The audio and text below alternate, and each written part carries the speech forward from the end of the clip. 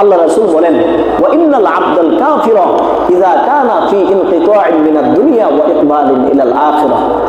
একজন কাফের বা গুনাহগার মুসলমান বান্দার যখন পার্থিব জগতের তার হায়াতটা শেষ হয়ে যায়, ওয়া ইকবালিন ইলাল আখিরাহ, এবং তার আখিরাতের দিকে তার ডাক পড়ে যায়, তার দুনিয়ার জগৎটা যখন শেষ হয়ে যাবে, আখিরাতের দিকে তার ডাক পড়ে গেছে, ওই বান্দাটার রূহটাকে ফেরেশতারা আয়েশা কিভাবে কবজ করে একটু ভালো করে খেয়াল করেন। গুনাহগারের কথা আল্লাহ রাসূল বলেন, তুমি গুনাহ করতে করতে নিজের জীবনটাকে একেবারে কালো কয়লার মতো বানায় ফেলছো, নিজের কলবটাকে কালো কয়লার মতো বানায় ফেলছো, তোমার অবস্থা, তোমার রূহ কবজ করা থেকে নিয়ে তোমার আযাব শুরু হয়ে যাবে। কেমন আযাব? আল্লাহ রাসূল বলেন, নাযালা ইলাইহি মালাইকাতুন মিনাস সামা, ওই লোকটার কাছে আসমান থেকে হাজারো হাজারো লক্ষ লক্ষ ফেরেশতা চলে আসে। নাযালা ইলাইহি মালাইকাতুন মিনাস সামাই সুদুল ওজুহ, আসমান থেকে যে সকল ফেরেশতারা ওই বান্দার পাশে এসে যায়, ওই ফেরেশতাদের চেহারাটা হয় ভয়ানক চেহারা, সুদুল ওজুহ কি কালো বর্ণের চেহারা, ভয়ঙ্কর চেহারা। হাত্তা ইয়াজলিসু ইনদা রাসিহি মাদ্দাল বাসার, সমস্ত ফেরেশতারা এসে ওই বান্দার মুমূর্ষু ব্যক্তির পাশে, মুমূর্ষু ব্যক্তির দৃষ্টি যে পর্যন্ত যায় ওই পর্যন্ত তারা সারিবদ্ধভাবে বসে যায়। সকল ফেরেশতারা সারিবদ্ধভাবে ওই বান্দার পাশে বসে যায়। এরপরে সুম্মা ইয়াজিউ মালাকুল মাউত, এরপরে মালাকুল মাউত হযরতে আজরাইল আলাইহিস সালাতু ওয়াস সালাম আসেন।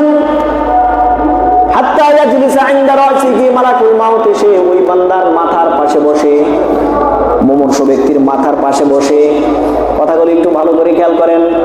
মালাকুল মাউত এসে যখন ওই বান্দার পাশে বসে, বসার পরে মালাকুল মাউত বলে, ইয়া আইয়াতুহান নাফসুল খাবিসা উখরুজি ইলা সাফাতিন মিনাল্লাহ। হযরত আজরাইল ওই বান্দার পাশে মাথার পাশে বসে বলতে থাকে, ইয়া আইয়াতুহান নাফসুল খাবিসা, এই অপবিত্র আত্মা, অপবিত্র আত্মা বলে ঘোষণা করে, অপবিত্র আত্মা বলে ডাক দেয়, ইয়া আইয়াতুহান নাফসুল খাবিসা, এই অপবিত্র আত্মা বের হও, বের হও, উখরুজি ইলা সাখাতিন মিনাল্লাহ, তোমার প্রতি আল্লাহ নারাজ, আর এই আল্লাহর ক্রোধ এবং রাগ সহকারে তুমি এই দেহটা থেকে বের হয়ে যাও। এবারে রূহ, আমাদের রূহ বলে বুঝবে আমাদের অবস্থা খারাপ।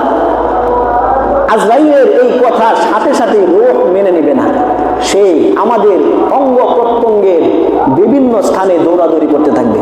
ফাইজা বালাগাতিল হুলকুম, এরপরে যখন আমার আপনার রূহটা যখন হলকুম পর্যন্ত, গলা পর্যন্ত চলে আসবে, তখন হযরতে আজরাইল একেবারে থাবা মেরে আমাদের রূহটাকে আমাদের শরীর থেকে বের করবে। কেমন অবস্থায় বের করবে জানেননি? আল্লাহর রাসূল সাল্লাল্লাহু আলাইহি ওয়াসাল্লাম আরেক হাদিসের মধ্যে ঘোষণা করেন, একটা জীবন্ত ছাগল মনে করেন, আমরা উদাহরণস্বরূপ বলতে পারি, জীবন্ত একটা ছাগলকে যখন তার শরীর থেকে তার চামড়াটাকে আলাদা করা হয়, ছাগলটার কেমন লাগবে বলেন? কেমন লাগবে? তোমার রূহটাকে যখন আজরাইল কবজ করবে, তোমার রূহটাকে যখন থাবা মেরে নিয়ে যাবে, তোমার কাছে এমন অনুভব হবে যেমন জীবন্ত একটা ছাগলকে, জীবন্ত একটা প্রাণীকে তার দেহ থেকে তার চামড়াটাকে সরানো হয়। এই হাদিসের মধ্যে নবীজি বলেন, ফায়ান্তাজিউ কামা ইয়ান্তাজিউ সাফুদু মিনাস সুফিল মাবলুল। এই হাদিসের মধ্যে নবীজি ওই গুনাহগার বান্দার রূহটাকে কবজ করার একটা উদাহরণ দিয়ে আমাদের সামনে নবীজি বলেন, ফায়ান্তাজিউ হা কামা ইয়ান্তাজিউ সাফুদু মিনাস সুফিল মাবলুল। দেখবেন ভিজা তোলা আছে না, ভিজা তোলা, নবীজি বলেন ওই গুনাহগার বান্দার রূহটাকে হযরতে আজরাইল মালাকুল মাউত এমন ভাবে কবজ করবে, যখন থাবা মেরে তার দেহ থেকে তার রূহটাকে টেনে হেঁচড়ে নিয়ে আসবে, তখন তার কাছে মনে হবে ফায়ান্তাজিউহা, ওই রূহটাকে মালাকুল মাউত কবজ করবে কামা ইউনতাজাউ সাফুদু মিনাস সুফিল মাবলুল। ভিজা একটা তোলা থেকে যখন কাটা বের করা হয়, কাটাযুক্ত ডাল বের করা হয়, কেমন হবে তখন পরিস্থিতি?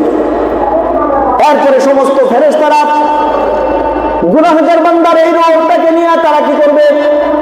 প্রথম আসমানের দিকে রওনা করবে, প্রথম আসমানে যাবে। প্রথম আসমানে যাওয়ার পরে প্রথম আসমানের এ পাশ থেকে প্রথম আসমানের দরজায় তারা টক টক করবে, আওয়াজ করবে, ফায়াস্তাফতিহুনা লাহু ফায়ুফতাহ ফায়াস্তাফতিহুনা লাহু, সমস্ত ফেরেশতারা এই গুনাহগার বান্দার রূহটাকে নিয়ে প্রথম আসমানে যাবে। প্রথম আসমানে যায় দরজা খোলার জন্য অনুমতি চাইবে। ভিতর থেকে প্রশ্ন করা হবে, ক্বালু মা গাযার রূহুল খাবীস, এই অপবিত্র দুর্গন্ধযুক্ত এই রূহটা কার? এটা কাকে নিয়ে আসছো তোমরা? আমার আপনার যারা গুনাহগার বান্দা আছি আমরা, আমাদের রূহটা দুর্গন্ধজনিত হয়ে যাবে। আরে দেহ তো কোষে দুর্গন্ধ হয়ে, রূহটা সহকারে দুর্গন্ধ হয়ে যাবে। নবীজি বলেন প্রথম আসমানের ফেরেশতারা তারা প্রশ্ন করবে, মা হাযার রূহুল খাবীস, এই অপবিত্র দুর্গন্ধজনিত এই রূহটা কার? মালাকুল মাউত আজরাইল বলবেন ফুলান ইবনে ফুলান, এটা তো অমুকের ছেলে অমুকের রূহ। ফেরেশতারা দুর্গন্ধে তারা দূরে সরে যাবে। প্রথম আসমানের দরজা খুলে দেওয়া হবে, ফায়াসআদুনা বিহা ইলাস সামাইস সাবিআতি, সমস্ত ফেরেশতারা এই রূহটাকে নিয়ে তারা সপ্তম আসমানে মালিকের দরবারে উপস্থিত হয়ে যাবে। মালিক দেখে বলবেন, আমার এই বান্দা গুনাহ করতে করতে নিজের পুরা জিন্দেগিটাকে শেষ করে দিছে, তার হায়াতটাকে, মূল্যবান হায়াতটাকে সে নষ্ট করে দিছে। সুতরাং এই বান্দার রূহটাকে তোমরা জমিনে নিয়ে যাও, এই বান্দার রূহটা নিয়ে জমিনে নিয়ে তার দেহের মধ্যে ফিট করে দাও। আবার ফেরেশতারা ওই বান্দার রূহটা আল্লাহর কাছ থেকে নিয়ে আবার জমিনে আসবে, তার কবরে আসবে। কবরে আসার পরে ওই রূহটাকে তার দেহের মধ্যে আবার ফিট করে দিবে। ফায়াতিহি মালাকান, ওই বান্দার কবরের জগতের মধ্যে দুইজন ফেরেশতা আসবে। দুইজন ফেরেশতা আসার পরে ফায়ুজিলিসা লিখি, তাকে উঠায়া বসাবে কবরের জিন্দেগিতে। তাকে উঠায়া বসানোর পরে ফায়াকুলান লাহু মান রাব্বুক, দুইজন ফেরেশতা আমাদেরকে জিজ্ঞাসা করবে তোমার রব কে? ওই বান্দা উত্তর দিবে হা হা লা আদরি। গুনাহগার বান্দার জন্য এই প্রশ্ন উত্তর পর্ব। গুনাহগার বান্দা বলবে আমি জানি না আমার রব কে, আমার প্রতিপালক কে আমার জানা নাই।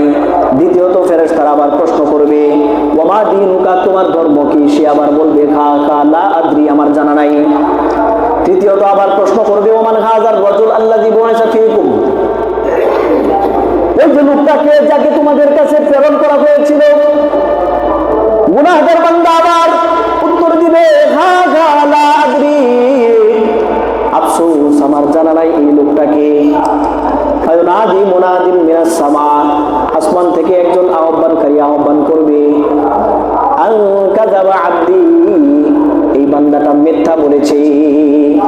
তোমরা জাহান্নামের একটা পোশাক ওই বান্দাকে তোমরা পরাইয়া দাও, তার কবরের মধ্যে জাহান্নামের আগুনের বিছানা বিছায়া দাও।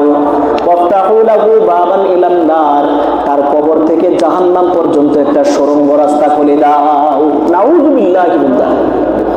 ওই বান্দার জন্য কবরের জিন্দেগিটাই তার জন্য জাহান্নাম হয়ে যাবে, কবরটা তার জন্য জাহান্নাম।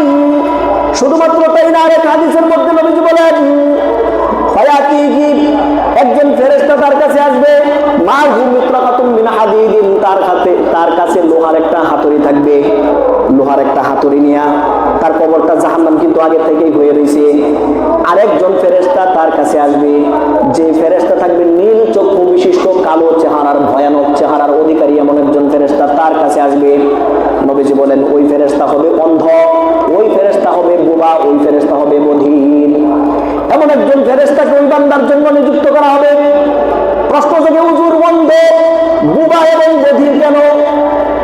যখন জাহান্নামীকে কবরের মধ্যে ওই ফেরেশতা আযাব দিতে থাকবে, যেন ওই জাহান্নামের কোনো আওয়াজ তার কর্ণপাত না হয়, জাহান্নামীকে যেন দেখতে না পারে, ওই কবরের অধিবাসীকে যেন তার সাথে কোনো কথাবার্তা বলতে না পারে। এই জন্য আল্লাহ তাআলা এমন একজন ফেরেশতা নিযুক্ত করবে, যে ফেরেশতা কিছু দেখবেও না, শুনবেও না, বলতেও পারবে না।